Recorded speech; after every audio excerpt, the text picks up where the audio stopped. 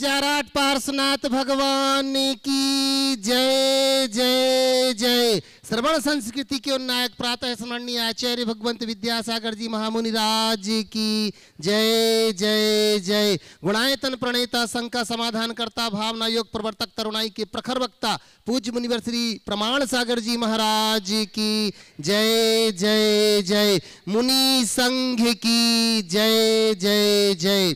प्रिय बंधुओं, तीर्थराज सम्मेद शिखर की तलहटी गुणायतन परिसर में आयोजित देश के सर्वाधिक लोकप्रिय कार्यक्रम संघ का समाधान में यहाँ उपस्थित एवं देश विदेश से जुड़े हुए उन सभी श्रद्धालुओं का जो कि पारस चैनल, जिनवाणी चैनल एवं प्रामाणिक ऐप के माध्यम से इस कार्यक्रम का सीधा प्रसारण देख सुन व आनंद ले रहे हैं, उन सभी का मैं गुणायतन और श्री सेवायतन परिवार की ओर से हार्दिक हार्दिक अभिनंदन करता हूँ। बंधुओं, यह कार्यक्रम प्रारंभ हो उसके पूर्व हम पुनः प्रतिदिन की भांति पूज्य गुरुदेव के चरणों में चलते हैं, आशीर्वाद की मंगल कामना करते हुए। भो स्वामी नमोस्तु नमोस्तु नमोस्तु। प्रिय बंधुओं, हमें बड़ी प्रसन्नता है, लोगों ने गुणायतन के आवाहन पर गुणायतन से जुड़ने का अपना मन बनाया है। विश्व की अनमोल कृति का यहाँ निर्माण जो हो रहा है, उस निर्माण में, इस महायज्ञ में लोगों ने अपनी आहुतियां दी हैं। बंधुओं, गुणायतन से जहां लोग सदस्य योजनाओं से जुड़ रहे हैं, वहीं निर्माण योजनाओं से भी जुड़ते जा रहे हैं। आज सूत्रधार के रूप में जिन्होंने अपने आप को जोड़ा है, ऐसे श्री नटवर लाल जी, मफतलाल जी शाह, वीरवाला नटवर लाल जी शाह, राजेश शाह, मुंबई से हम जोरदार करतर ध्वनि से इनके लिए हम अनुमोदना करते हैं। मैं आपसे भी अपेक्षा करूंगा कि आप जहां हैं वहीं से इनके लिए अनुमोदना करें, जोरदार तालियां बजा करके। बंधुओं, वहीं निर्माण मित्र के रूप में जिन्होंने अपने आप को गुणायतन से जोड़ा है, जो निर्माण निधि से निर्माण मित्र में आए हैं, ऐसे श्रीमती सीमा जैन, धर्मपत्नी श्री प्रवीण कुमार जी जैन, ऋषभ जी जैन, हरिद्वार से पुनः इनके लिए ताली बजा करके अभिनंदन करते हैं। बंधुओं, ना कि सिर्फ इतना ही, अनेक लोगों ने अपना मन बना लिया है कि यहां पर जो विशाल जिनालय बन रहा है पंचायतन शैली का, उस जिनालय में जो स्वर्ण का कार्य होगा उसमें अपनी संयोजना देंगे। बंधुओं, आज गुप्त रूप से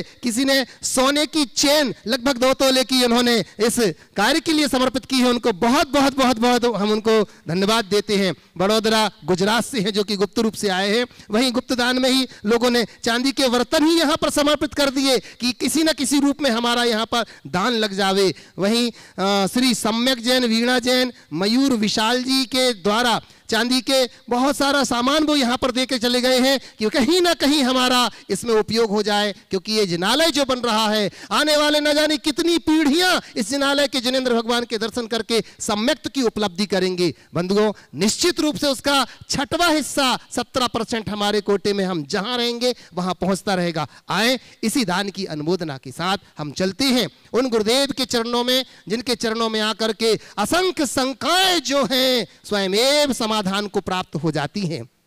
बंधुओं, लोग यहां आ पाए कि नहीं आ पाए, नहीं भी आ पाए तो भी अपनी शंकाओं को उन्होंने पूज्य गुरुदेव के चरणों में रख करके उसका समाधान चाहा है। तो हम चलते हैं पूज्य गुरुदेव के चरणों में पुनः शंका के समाधान के लिए। संगीता जी अकोला से, जो कि गुणायतन ट्रस्टी है, गुरुदेव के चरणों में नमोस्तु निवेदित करते हुए कह रहे हैं, गुरुदेव, सुगंध के बिना पुष्प, तृप्ति के बिना प्राप्ति और ध्येय के बिना कर्म और प्रसन्नता के बिना जीवन व्यर्थ है। फिर से बोलो। सुगंध के बिना पुष्प, तृप्ति के बिना प्राप्ति और ध्येय के बिना कर्म और प्रसन्नता के बिना जीवन व्यर्थ है। तो गुरुदेव, हम ऐसी प्रसन्नता कैसे रखें कि हम अपना ध्येय पूर्ण कर सकें और हम भी फूलों की तरह सुगंध फैला सकें। नमोस्तु गुरुदेव, नमोस्तु गुरुदेव। देखिए, बहुत अच्छा सा वाक्य है। खुशबू की सुगंध के बिना पुष्प, तृप्ति के बिना प्राप्ति, ध्येय के बिना कर्म और प्रसन्नता के बिना जीवन व्यर्थ है। पूछा है कि हम प्रसन्नता से अपना जीवन कैसे बिता सके, जिससे हम अपने कर्म को सार्थक करते हुए जीवन में को सुगंधित बना सके। मैं 4 सूत्र देना चाहता हूँ जो हमारे जीवन को सदाबहार प्रसन्न रखने के लिए जरूरी है। आपके ही वाक्यों से ये 4 सूत्र निकालता हूँ। पहले, अपना ध्येय सही बनाए, सही लक्ष्य का चयन करें और दूसरी बात उस लक्ष्य की पूर्ति के लिए प्रबल पुरुषार्थ करें। हमारे साथ प्रायः विसंगति ये होती है कि या तो कोई लक्ष्य नहीं होता और कदाचित लक्ष्य होता भी है तो उसके लिए वांछित पुरुषार्थ नहीं होता। लक्ष्य बनाए, पुरुषार्थ जगाए, ये दोनों वाक्यों को हमेशा अपने ध्यान में रखें। और तृप्ति के बिना प्राप्ति बिल्कुल सही है और इससे बचने के लिए प्राप्त को पर्याप्त समझना शुरू करें। जब हम प्राप्त को पर्याप्त समझेंगे हमारे अंदर संतुष्टि का भाव आएगा। नतीजा हम असंतुष्टि जन आकुलता से बचेंगे, मन सदाबहार प्रसन्न रहेगा।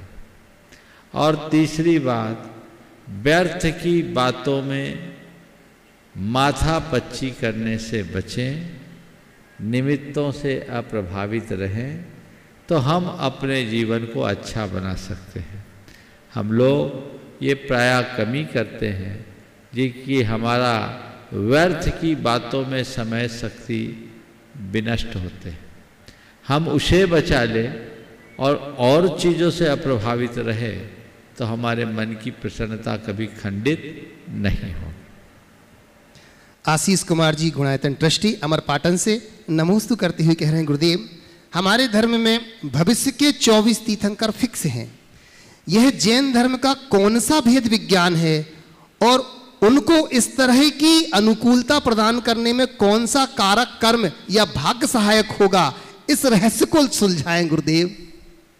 देखिए, भावी तीर्थंकर जो निश्चित है ये भेद विज्ञान की बात नहीं है, ये भगवान के दिव्य ज्ञान की बात है। मेरे भविष्य के परिणाम को अगर कोई सर्वज्ञ है तो आज जान सकते हैं। मेरे अंदर के परिणाम कल क्या होंगे सामान्य जन उसे नहीं जानता, पर दिव्य ज्ञानी का, दिव्य ज्ञान का ये वैशिष्ट है, विशेषता है कि वे उसे जानते हैं। तो ये भगवान के ज्ञान के आधार पर भावी तीर्थंकर है, पर उनमें अभी कई नरकों में भी हैं और कईयों को अभी कई भाव भी लेने पड़ेंगे। तो वो जब आएंगे, उनका समय आएगा तब निकलेंगे। अब इसमें एक ही बात लोगों के द्वारा कहने में आती है कि फिर तो सब सुनिश्चित है, सब फिक्स हो गया। ठीक है, कुछ चीज़ें फिक्स दिखती है, ये आगामी भावों में तीर्थंकर होंगे, लेकिन उसके बीच में बहुत उलटफेर भी तो होगा। और तीर्थंकर भी अपने आप नहीं बनेंगे, जब वो ऐसा पुरुषार्थ करेंगे तब बनेंगे। तो ये भगवान के ज्ञान में निकला है। हम भगवान के ज्ञान का अनुकरण करें और उस आधार पर यही विचार और विश्वास करें कि भगवान के ज्ञान में क्या है, इससे हमें कोई लेना देना नहीं। भगवान के उपदेश में जो हम सबको मिला है हमें उसे अपनाना। प्रमोद जी जैन पापड़ीवाल महावीर नगर दुर्गापुरा जयपुर से नमोस्तु निवेदित करते हुए कह रहे हैं, गुरुदेव हमारी जिंदगी भी कागज की किस्ती की तरह है जो संसार सागर में बहती जा रही है, लेकिन भौतिक सुखों की खोज में हम अपने वास्तविक मार्ग से भटक गए हैं। प्रश्न यह है कि इस संसार के क्षणभंगुर सुख की आकांक्षाओं के भ्रमजाल से हम कैसे बाहर निकलें, कृपया मार्गदर्शन दीजिए। संसार के क्षणभंगुर सुख के भ्रमजाल की आकांक्षाओं से बाहर निकलने के लिए उसके यथार्थ को समझो, स्वीकार करो। ये जो संसार में चीज़ें मुझे मिल रही है, ये यथार्थ में क्या है, इसमें कुछ भी नहीं है। ये बात जब हम समझने लगेंगे तो हमारा जीवन का पथ प्रशस्त होगा। हम लोग प्रायः उन चीज़ों को समझते नहीं हैं और अपने अतीत के अनुभवों से कोई पाठ नहीं पढ़ते। यदि अतीत के अनुभवों से पाठ पढ़े तो हम अपने जीवन को बहुत अच्छे से समझ सकते हैं। मालूम है ये क्षणभंगुर है, तो फिर उसमें हम लग क्यों रहे हैं? ये हमारे अज्ञान का प्रतिफल है। रोहित जैन और अरमान जैन मुंबई से दोनों संयुक्त एक प्रश्न पूछ रहे हैं महाराज श्री कि मेरा प्रश्न यह है कि अगर किसी ने लिंग परिवर्तन करवाया है महिला से पुरुष का, तो क्या वह भगवान का अभिषेक कर सकता है, मुनि महाराजों को आहार दे सकता है? क्या आपने या आपके सामने ऐसा कोई बच्चा आया है? कृपया करके समाधान करें, क्योंकि मेरी जानकारी में ऐसे बहुत सारे बच्चे हैं, कृपया वो उत्तर चाहती हैं। देखो, आजकल ऐसा होने लगा है। मैं जब रतलाम में था तो एक प्रकरण आया था, व्यक्ति तो नहीं आया था पर उसके परिवार से कोई आया था। उसमें एक लड़के ने लड़की का रूप बनाया, उल्टा किया, लड़का से लड़की। तो मुझसे पूछा, महाराज क्या वो आपको आहार दे सकती है? तो मैंने कहा ये पहला प्रकरण मेरे पास आया है, मेरे ज्यूरिडिक्शन से बाहर का है। इस पर तो आचार्य महाराज से ही पूछना चाहिए, क्योंकि ये प्राकृतिक नियमों का उल्लंघन है, और प्राकृतिक नियमों के उल्लंघन से प्रकृति की व्यवस्था के विरुद्ध यदि कोई कार्य होता है तो इस पर विचार करना अपेक्षित है। और मैंने यही सोचा कि इस विषय को तो आचार्य महाराज के पास जाना चाहिए। उसके बाद दोबारा वो कभी आए नहीं, तो बात वहीं के वहीं अटक गई। आज ये सवाल आया कि आप कर सकते हैं, तो इनको भी उत्तर ये दूंगा कि ये सवाल हमारे गुरु महाराज के पास ले जाओ, वो बोले तो कर सकते हैं और नहीं बोले तो नहीं कर सकते। महेंद्र जैन पत्रकार इंदौर से नमोस्तु करते हुए कह रहे हैं, गुरुदेव कहा जाता है कि जो चंदन घिस जाता है उसे मस्तिष्क पर लगाया जाता है, लेकिन जो चंदन घिसता नहीं है उसे सिर्फ जलाने के काम में लिया जाता है। तो महाराज श्री, अपने व्यक्तित्व को कितना लचीलापन होना चाहिए कि लोग आपका उपयोग बखूबी करें लेकिन दुरुपयोग भूल के भी ना कर सकें? कृपया मार्गदर्शन दें। अपना जीवन कितना लचीला कि लोग उपयोग बखूबी करें पर दुरुपयोग भूल कर भी ना करें। निश्चित अगर चंदन घिसता है तो माथे पर लगाया जाता है और नहीं तो जलाया जाता है। हम सतत आगे बढ़े, जीवन व्यवहार में लचीलापन होना चाहिए, लेकिन ठीक वैसा ही जैसा रबर बैंड में होता है। रबर बैंड में लचीलापन होता है और वो किसी भी वस्तु को बांधने समेटने में कारगर बनता है, लेकिन यदि उसको ज़रूरत से ज़्यादा खींचा जाने लगता है तो वो टूट जाता है। ऐसे ही लचीलापन रखा जाए पर वो ज़रूरत से ज़्यादा यदि हो तो उसमें टूटन होती, इस बात का एहसास लोगों को हो। दूसरे शब्दों में कहूँ तो मैं इसे ऐसा कह सकता हूँ कि व्यवहार में विनम्रता और सिद्धांतों में दृढ़ता, ये हमारे जीवन का उसूल होना चाहिए। पुनः दोहरा रहा हूँ, व्यवहार में विनम्रता और सिद्धांतों में दृढ़ता, ये हमारा उसूल होना चाहिए। यदि ऐसा उसूल हमारा बनेगा तो बहुत अच्छा होगा। ठीक पेड़ की तरह एक पेड़ खड़ा होता है, हवाओं के झोंके में उसकी शाखा प्रशाखाएं झूमती है, ऐसा लगता है मानो धरती पे लौट रही हो, लेकिन उसका तना तना रहता है, इसलिए नाम ही है उसका तना। अगर पेड़ के साथ तना झुक जाए तो पेड़ उखड़ जाए। तो मैं कहूँगा अपने व्यवहार की शाखाओं को झुकने दो, पर सिद्धांतों के तने को तना रहने दो। ये बनेगा तो जीवन अच्छा होगा, अन्यथा हम कहीं के भी नहीं बचेंगे।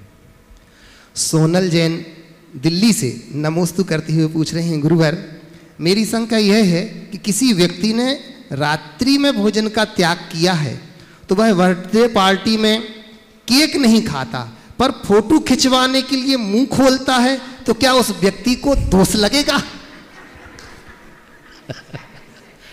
खाया नहीं, बाकी सब तो कर ही दिया। तो बेहतर है भैया, जब रात में खाते नहीं तो खिलाते क्यों?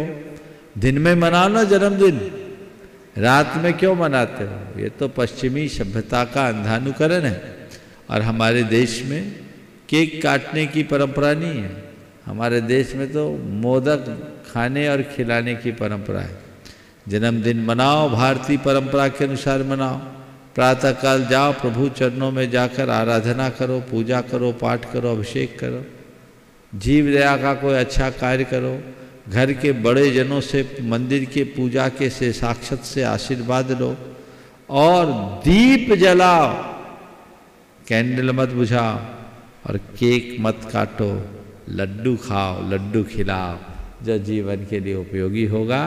तो दिन में मनाएंगे, भारत की संस्कृति भी पलेगी, पाप से भी बचोगे और जीवन को अच्छा बना सकोगे।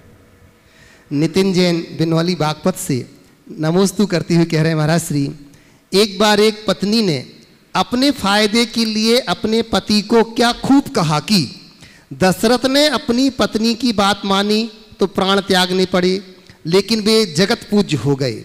राम ने सीता की बात मानी तो हिरण को पकड़ने के लिए गए तो जगत पूज्य हो गए, लेकिन रावण ने अपनी पत्नी की बात नहीं मानी तो प्राण त्यागने पड़े और आज तक जलाया जाता है। तो महाराज श्री, मेरी शंका यह है कि उस पत्नी ने तो अपनी बात मनवाने के लिए बात कही, लेकिन उसने जो कहा बिल्कुल सच कहा, तो उसका अपने फायदे के लिए ऐसा कहना कहां तक सही है? कृपया समाधान कीजिए। पहले तो ये पूछो कि उस पति ने किया क्या?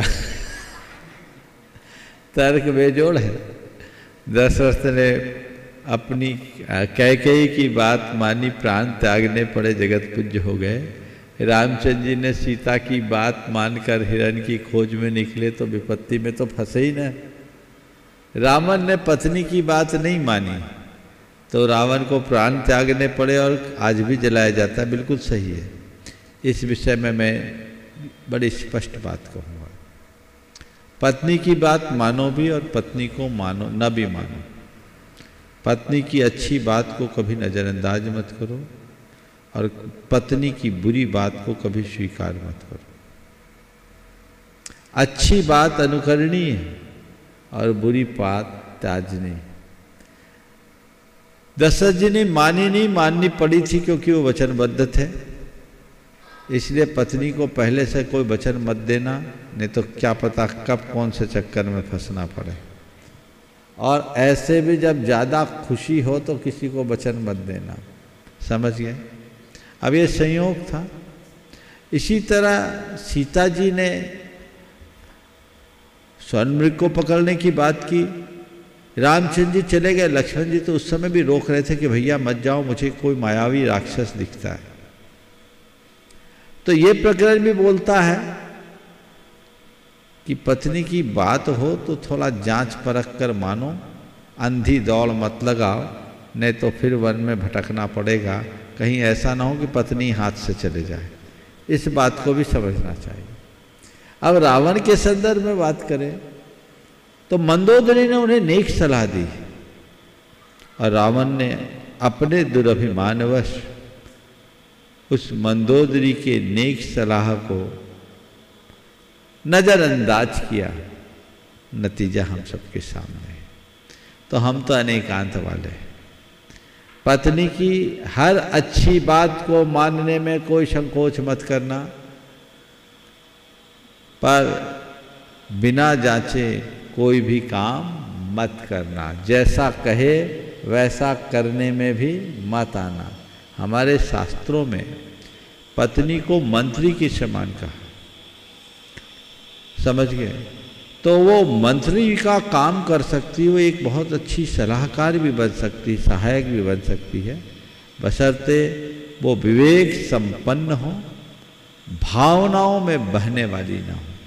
तो दोनों बातों को ध्यान में रखना, कहाँ मानना और कहाँ नहीं मानना। दोनों प्रकार की अतियाँ दिखाई पड़ती है। कुछ लोग हैं जो पत्नी की बात मानते नहीं, पत्नी के बिना हिलते नहीं, और कुछ लोग हैं जो पत्नी को कुछ गिनते नहीं। ये दोनों गड़बड़ है। जहाँ मानने योग्य बात है उसे मानना चाहिए, और जहाँ अगर कोई बात हमें सही नहीं दिखती तो उसे इसकी छानबीन करना चाहिए। अशोक कुमार जी गांधी, उत्सव 16 अहमदाबाद से नमोस्तु निवेदित करते हुए कह रहे हैं, गुरुदेव हमारे दिमाग में 2 प्रकार के घोड़े दौड़ते हैं, एक पॉजिटिव और एक नेगेटिव। जिसको ज़्यादा खुराक दी जाए वही जीतता है। तो हे महाराज श्री, हम हमारे दिमाग को पॉजिटिव खुराक कैसे दें जिससे हम जीवन में सफल बने? कृपया समाधान। बहुत अच्छी बात कही है। 2 प्रकार के घोड़े दौड़ते हैं, पॉजिटिव और नेगेटिव। आपने पूछा हम अपने दिमाग को सही खुराक कैसे दें ताकि हम अपने पॉजिटिव घोड़े को अपने जीवन में सफल हों। देखिए, अपने दिमाग को अगर हम सकारात्मक बनाए रखना चाहते हैं, 4 काम करें।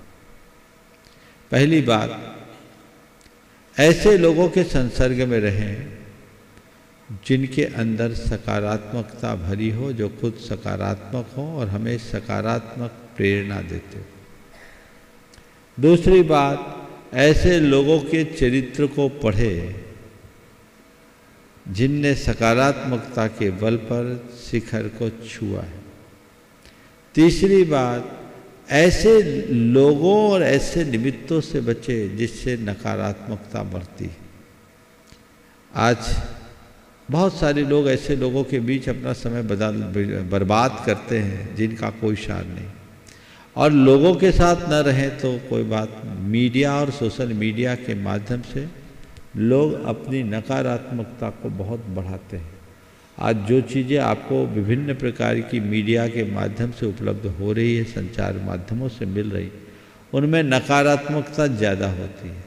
सुबह से आप लोग न्यूज़ चैनल भी खोल करके बैठते तो उसमें केवल नेगेटिव बातें ही ज़्यादा होती है, और जब किसी कार्यक्रम की कोई बहस चलती है वो तो बेवकूफ़ों की बहस होती है जिसका कोई मतलब नहीं। वो 3-4 बैठे एक दूसरे पर चढ़ते रहते, चीखते चिल्लाते, और आप बेवकूफ़ बनते रहते और एकदम चित्त से सुनते हो। ये नेगेटिविटी को बढ़ाने वाले, इनसे अपने आप को बचाना और भावना योग कीजिए, और साथ ही हर पल अपने मन को एक कमांड दीजिए, मुझे सकारात्मक रहना है, मुझे सकारात्मक रहना है। यदि ये चारों उपाय आप अपनाएंगे तो आपके दिमाग में फिर जो नेगेटिव घोड़ा है वो बिल्कुल निठल्ला होकर रहेगा, और जो पॉजिटिव घोड़ा है वो आपको उपलब्धियों के शिखर तक पहुंचाएगा। सुरेंद्र जैन वज माखन नगर बाबई से नमोस्तु करते हुए कह रहे हैं, गुरुदेव गृहस्थ जीवन में 4 पुरुषार्थ धर्म, अर्थ, काम और मोक्ष बताए गए हैं। क्या इसका मतलब गृहस्थ को भी मोक्ष हो सकता है?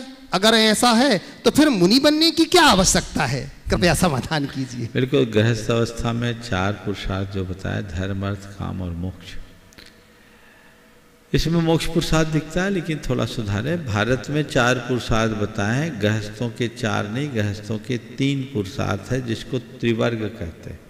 समझ गए? धर्म, अर्थ और काम। अर्थ और काम में धर्म का नियंत्रण, ये उनका पुरुषार्थ है। मोक्ष ध्येय है, लेकिन मोक्ष पुरुषार्थ निर्वृत्ति में होता है, गृहस्थ प्रवृत्ति में जीता है। तो गृहस्थ को धर्म, अर्थ और काम, इन 3 के मध्य सम्यक संतुलन बना करके जीना चाहिए।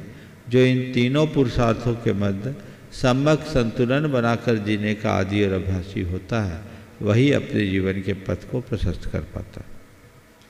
प्रवीण सिंघई गढ़ाकोटा जिला सागर से नमोस्तु निवेदित करते हुए कह रहे हैं, गुरुदेव कुछ दिन पहले एक प्रश्न के समाधान में आपने बताया था कि यह युग कलयुग नहीं करयुग है। तो हे गुरुदेव, जहां करयुग से क्या तात्पर्य है एवं कलयुग को करयुग बनाने का व इस युग में जीवन सफल बनाने का तरीका क्या है? कृपया। बिल्कुल, मैंने एक बार कहा था ये कलयुग नहीं करयुग है। यहाँ कलयुग का मतलब जो कर लो उसी का युग है। निठल्ले बैठे रहोगे तो कुछ नहीं होगा, और करोगे तो सब कुछ हो जाएगा। इसलिए करने के अभ्यासी बनो। कुछ काम करो, जग में रहकर कुछ नाम करो। यह जन्म हुआ किस अर्थ अहो, समझो जिसमें कुछ व्यर्थ न हो। तो कुछ काम करने के प्रति अपनी दृष्टि होनी चाहिए। निरुद्यमी बनकर मत रहिए, उद्यमी बनिए। हम लोग जब पढ़ते हैं तो हमको पहले क पढ़ाया जाता है, बाद में ख, यानी पहले कर्म करो बाद में खाओ। बिना किए कुछ नहीं होगा। इस युग में हमारे लिए बहुत सारे अवसर हैं जिससे हम अपने जीवन में अनुकूलताएं बना सकते हैं। हम कलयुग की बात कहकर कहीं ऐसा ना हो कि जीवन के अच्छे अवसरों को खो दें। इसलिए जीवन में उपलब्ध श्रेष्ठ अवसरों का लाभ ले, उपयोग करें और उसके लिए सतत सचेष्ट रहे।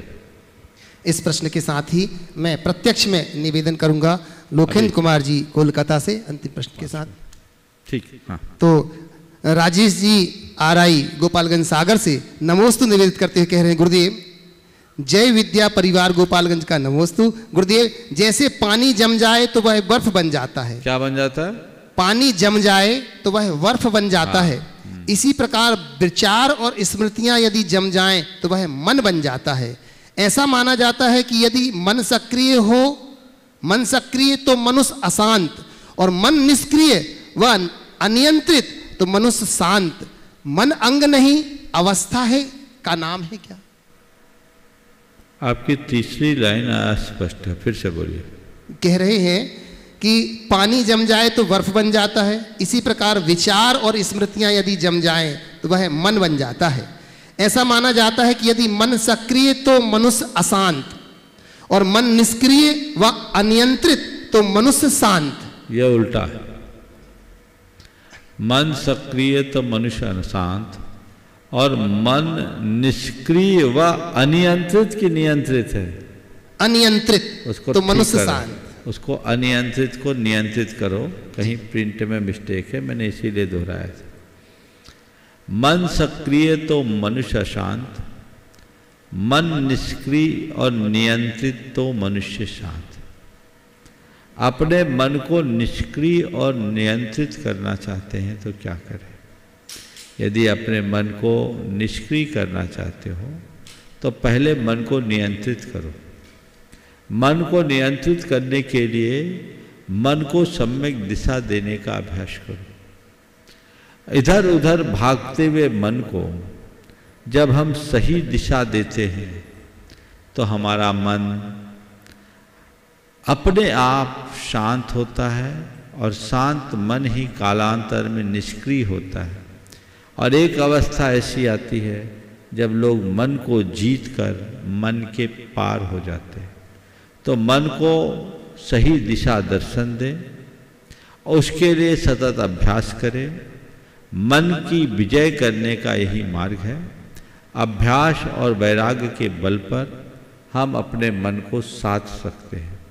मन को साधने के लिए मन को मोड़ना जरूरी है, और मन को मोड़ने के लिए मन को जोड़ना जरूरी है। मन को जोड़ो, प्रभु से जोड़ो। मन को मोड़ो, मोड़ो के अगर जोड़ दोगे तो तुम्हारा मन अपने आप नियंत्रित और शांत हो जाएगा। लेकिन मन को ऐसे ही छोड़ दोगे तो मन तुम्हें तोड़ देगा।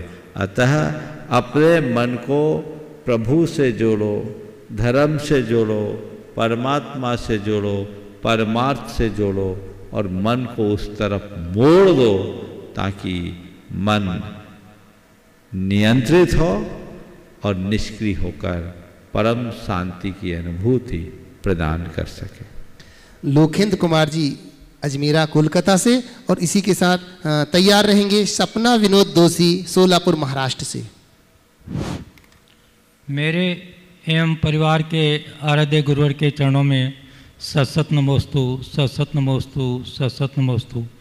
छुलक जी महाराज को इच्छा में गुरुवर, श्रद्धा, आस्था एवं विश्वास, ये तीन शब्द है। कई बार देखा गया है कि श्रद्धा है, आस्था है, परंतु विश्वास का अभाव है।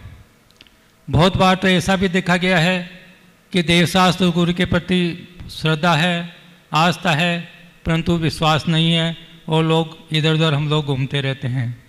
ऐसा क्यों होता है, किन कारणों से होता है और इस विश्वास को जागृत करने के लिए क्या उपाय करने चाहिए, आपका मार्गदर्शन दीजिए। देखिए, श्रद्धा, आस्था और विश्वास, आपने तीनों को अलग अलग तरीके से समझा है। यथार्थ देखा जाए तो श्रद्धा, आस्था और विश्वास तीनों एक दूसरे के पर्यायवाची, फिर भी लोक में इसे अलग अलग तरीके से देख लेते हैं।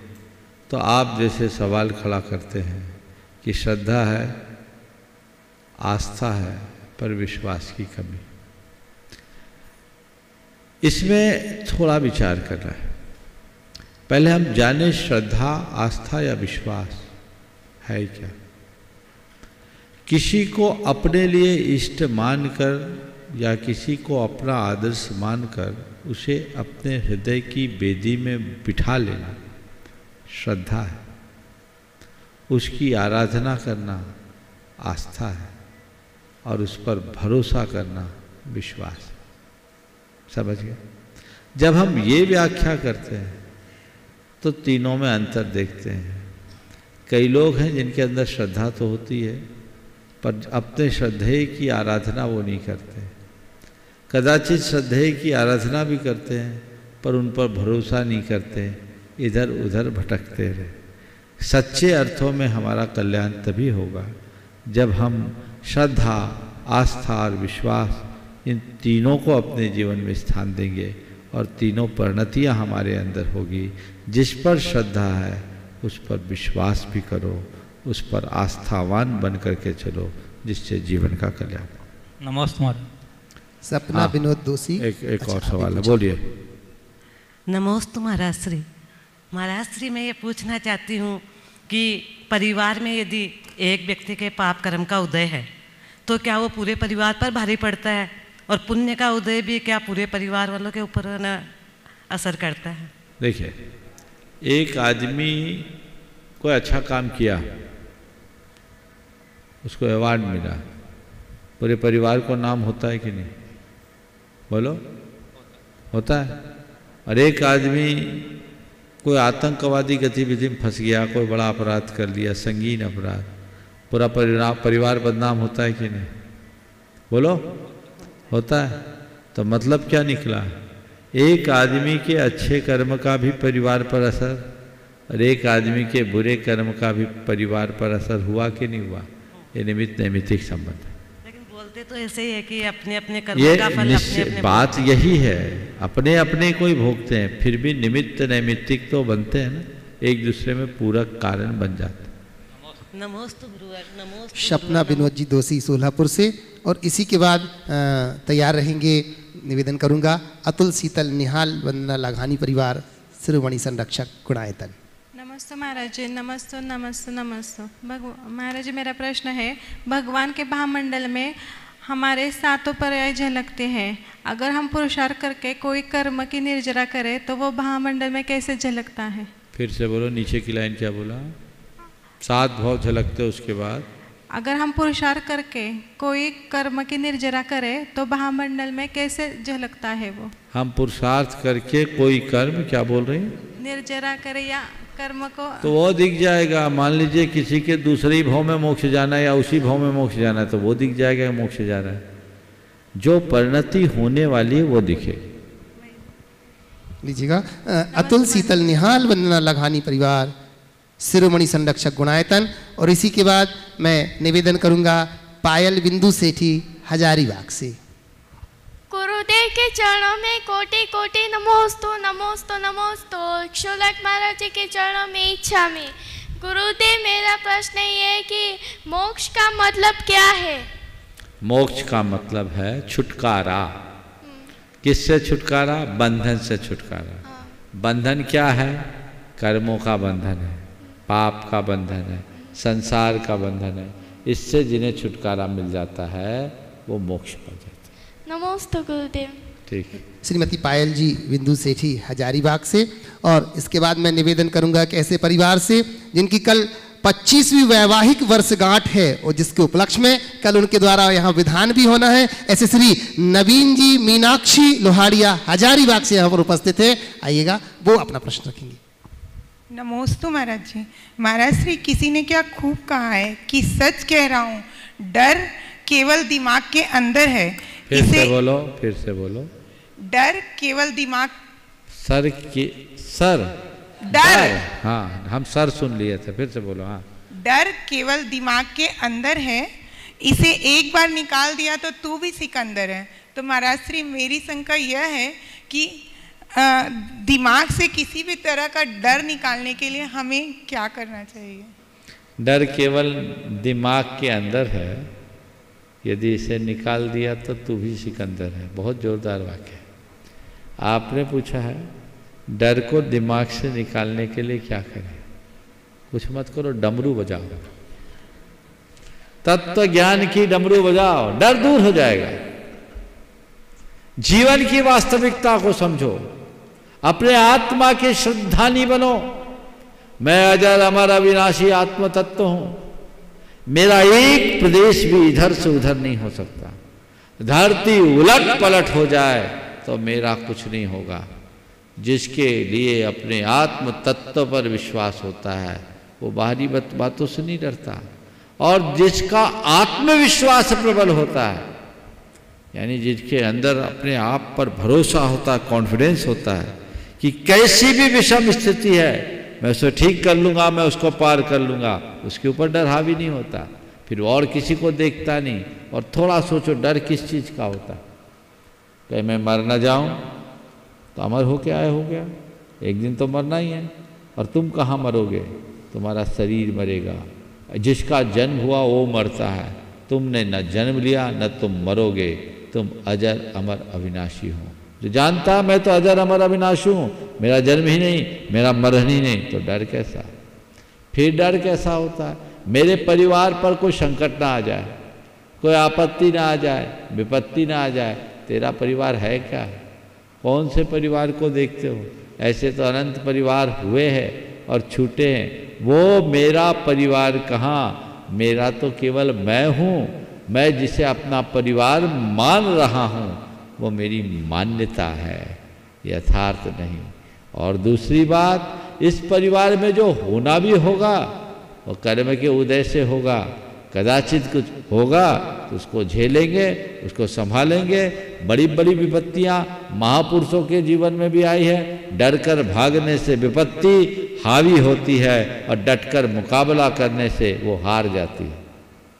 नोट कर लो, डर कर भागने से विपत्ति हावी होती है और डटकर मुकाबला करने से वह हार जाती है। इसलिए डरो मत, डटो, तत्व ज्ञान का आश्रय लेकर के चलो।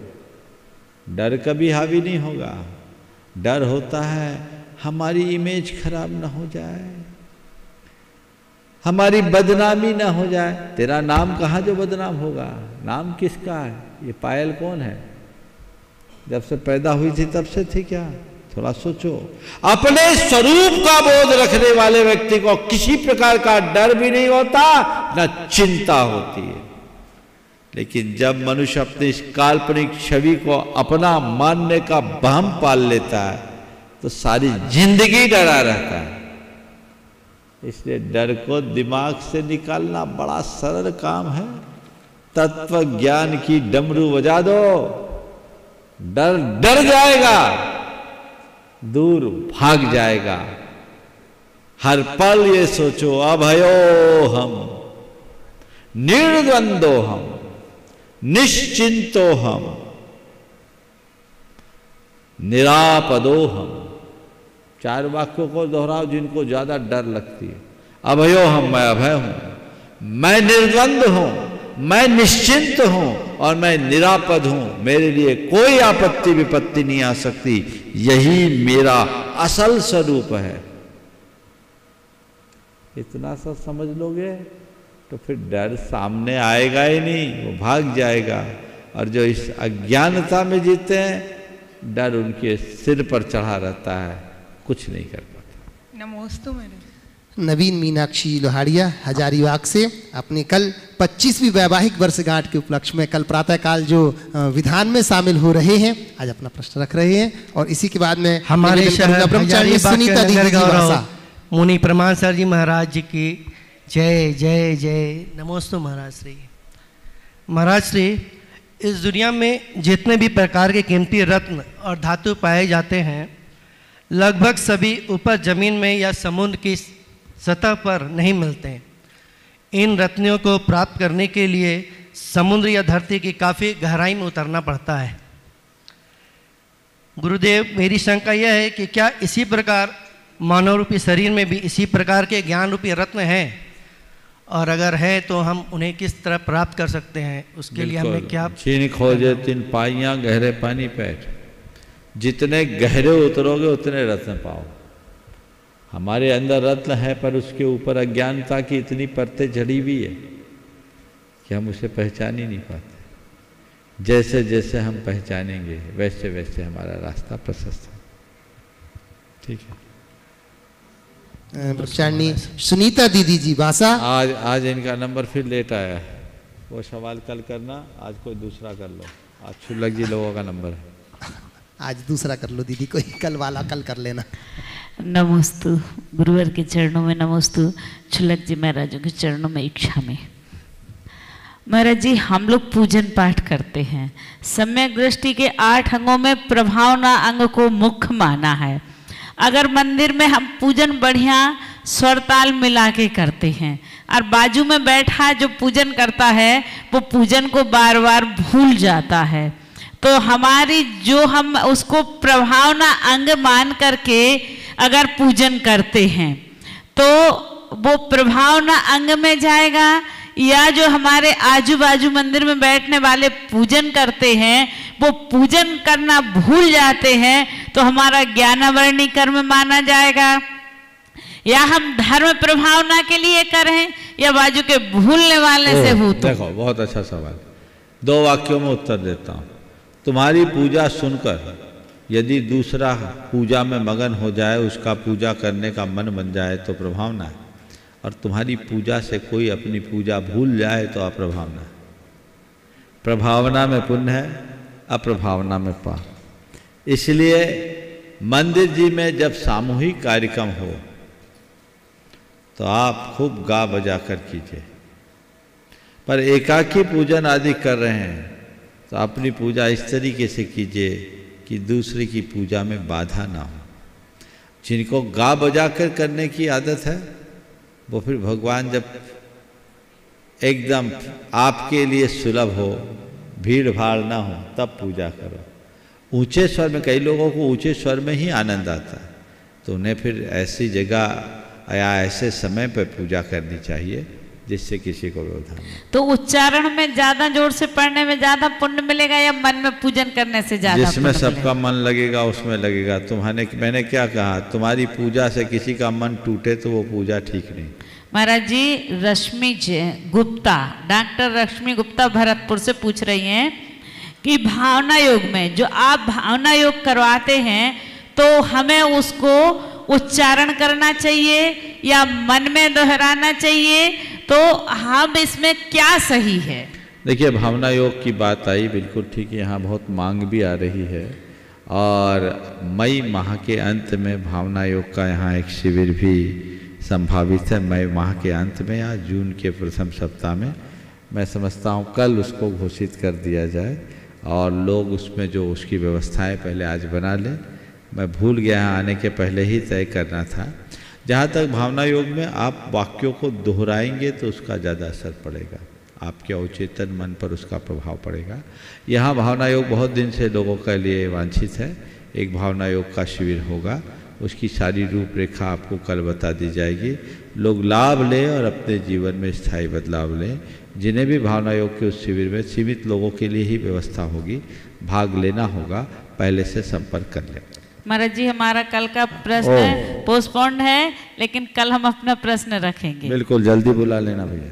लीजिए, मैं निवेदन कर रहा हूँ पूज्य शुल्लक श्री स्वरूप सागर जी महाराज जी से अपने प्रश्न रखने के लिए। मुनिषी के चरणों में बारंबार नमोस्तु। महाराज जी, मेरा प्रश्न चिंतनात्मक है जब हमारी दीक्षा हुई थी तो उसके 1-2 दिन बाद गुरुजी हमें उपदेश दे रहे थे और उन्होंने एक चिंतन दिया कि जो केवली भगवान हैं उनके ज्ञान में अनंत जीवों के अनंत दुख दिखते हैं, तो उनके अंदर आ सकता है कि मेरा अनंत सुख किस काम का जब ये अनंत जीव दुखी हैं। लेकिन ऐसी बात नहीं आती, ये बहुत कठिन है। हम देखते हैं कि गुरुदेव अपने ऊपर आने वाली विपत्तियों को बड़े मतलब कोई प्रतिक्रिया व्यक्त नहीं करते, लेकिन दूसरों के दुखों को देखकर उनकी भी आंखें कभी कभी नम हो जाती हैं। और हम ये भी देखते हैं कि आजकल ऐसे बहुत से लोग दिखते हैं जो संवेदनहीन हैं, जिनको दूसरों के दुखों से कोई मतलब नहीं है। और दूसरी तरफ ये साधना की उत्कृष्टता, जहाँ मतलब गुरुजी स्वयं कह रहे हैं कि ऐसा भाव आना बहुत कठिन है कि दुखों को देख के भी अपने अंदर कोई भाव ना आए। तो महाराज जी ये कैसे? तुलसीदास जी ने लिखा, संत हृदय नवनीत समाना, कहीं कविन पर कह नहीं जाना। संतों का हृदय नवनीत के समान है ऐसा कवि लोग कहते हैं, पर वो कहना नहीं जानते। बोले क्यों? संत का हृदय नवनीत जैसा नहीं होता। कैसा होता है? नवनीत से अलग। बोले नवनीत जैसा क्यों नहीं होता? तो कहा, निज परिताप दहे नवनीता, पर परिताप हु संत पुनीता। नवनीत तब पिघलता है जब उस पर आँच आती है, और संत तब पिघलते हैं जब गैरों पर आँच आती है। ये संतों का हृदय है। इसलिए संतों को दूसरों की पीड़ा देखकर द्रवीभूत होना स्वाभाविक है। और हमारे गुरुदेव का हृदय बहुत संवेदनशील है।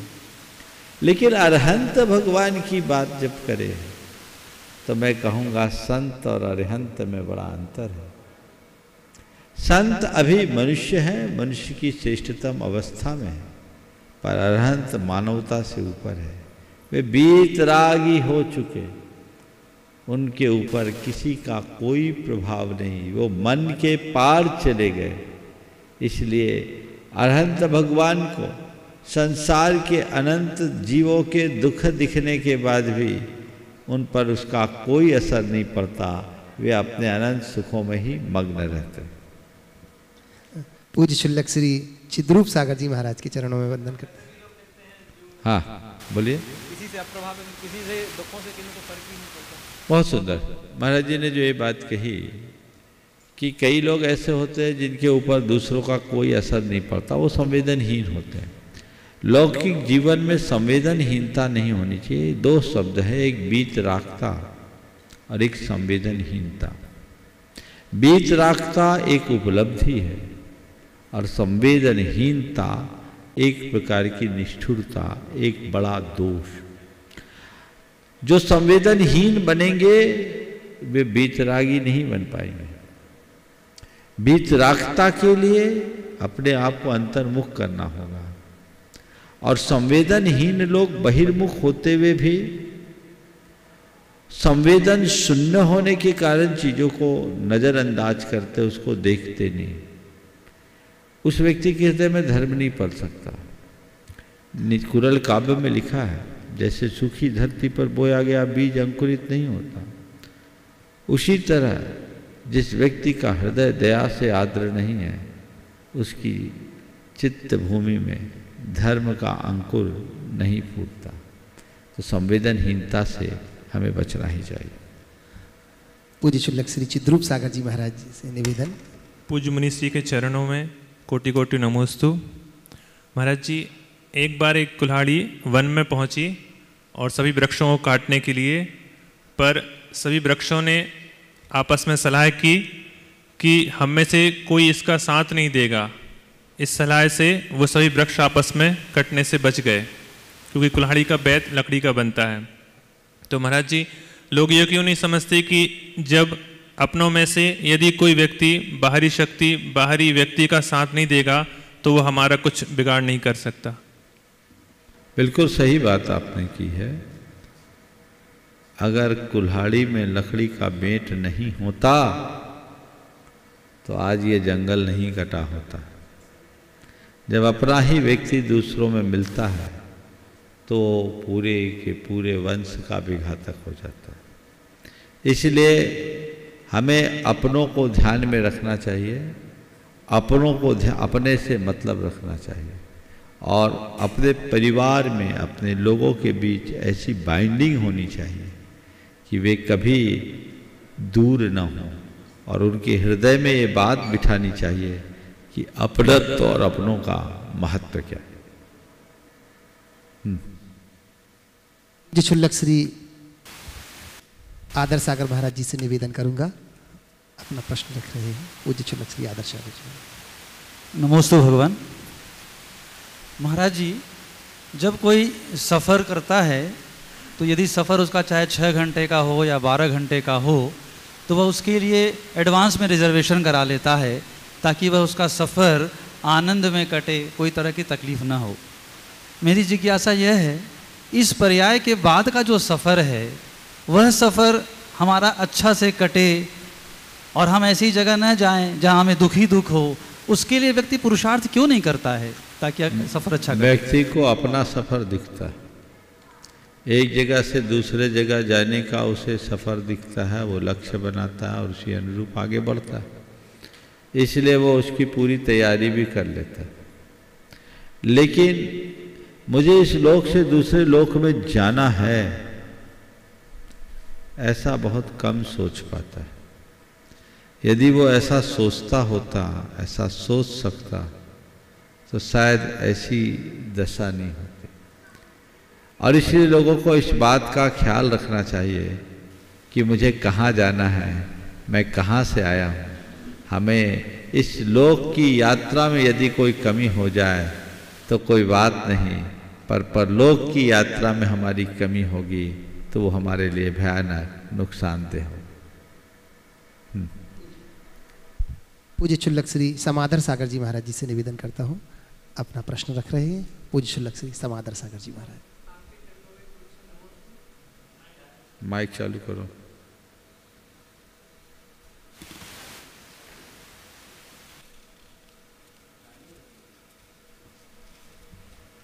नमस्तु भगवान, आपके चरणों में कोटि से नमस्तु। हाँ जी, प्रश्न ये है कि पूर्वजों ने जो हमें गिफ्ट में कहो या हमें तोहफे में जो परंपराएं दी हैं, जैसे कि रात्रि भोजन त्याग, पानी छान के पीना और देव दर्शन करना, लेकिन वर्तमान में देखा जाता है कि कुछ लोग ऐसे हैं जो रात में भोजन करते हैं या फिर इस प्रकार से कार्य करते हैं, तो जो आने वाली परंपरा है वो उनको कहेंगे भी कि भैया तुम्हें ये नहीं करना है, ये नहीं करना चाहिए, तो उस बात को स्वीकार नहीं करेंगे। वही प्रश्न ये है कि जो परंपरा जो हमको पूर्वजों दी है, जो हमको जो आदर्श दिए हैं, उनका अगर वर्तमान में हम पालन नहीं करते हैं तो इसका क्या दोष लगेगा?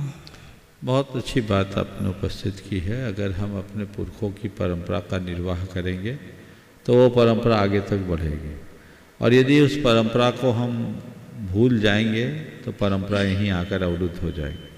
हमें चाहिए कि हम अपने आने वाली पीढ़ी को अपने पुरखों की परंपरा का जो महत्व है वो बताएं, उसकी वैज्ञानिकता बताएं। पुरानी पीढ़ी में और आज की पीढ़ी में एक बड़ा अंतर है। पुरानी पीढ़ी परंपरा पर विश्वास रखती थी और ज़्यादा तर्क किए बिना उसे स्वीकार लेती थी। आज की पीढ़ी को जब तक किसी भी बात का तार्किक समाधान नहीं मिलता तब तक वह उसे अपनाने को तैयार नहीं होती, उसका मन उसको मानने के लिए राजी नहीं होता, वह चीज़ों को नज़रअंदाज कर देता है और स्वीकार नहीं कर पाता। तो हम लोगों को इस बात के लिए दोषी ठहराने की जगह कि वे अनुकरण नहीं कर रहे, उनके विवेक को जागृत करें, उनके हृदय में ऐसी प्रभावना की ज्योत जगाएं ताकि वे समझ सकें कि ये परंपरा कितनी मूल्यवान है और इसका हम पर कितना गहरा प्रभाव पड़ेगा और इससे हमें कितना अधिक लाभ मिलेगा। जब ये बातें हम अगर आज की पीढ़ी को समझाते हैं तो मैं समझता हूँ वो पुराने लोगों से ज़्यादा अच्छे से उनको अपना सकता है। पुराने लोग तो केवल पारंपरिक तरीके से चीज़ों को स्वीकार करते थे, आज के लोग या तो स्वीकारते नहीं हैं और स्वीकारते हैं तो बड़े मौलिक तरीके से स्वीकारते हैं। जब हम चीज़ों को मौलिकता के साथ स्वीकारेंगे तो वो हमारे लिए बहुत सुग्राह्य होगी, उसका परिणाम भी अच्छा होगा। तो हमें न केवल परंपरा की दुहाई देनी चाहिए, अपितु परंपरा के साथ जुड़े हुए विज्ञान का बोध कराना चाहिए ताकि हम उसे अच्छा कर सकें।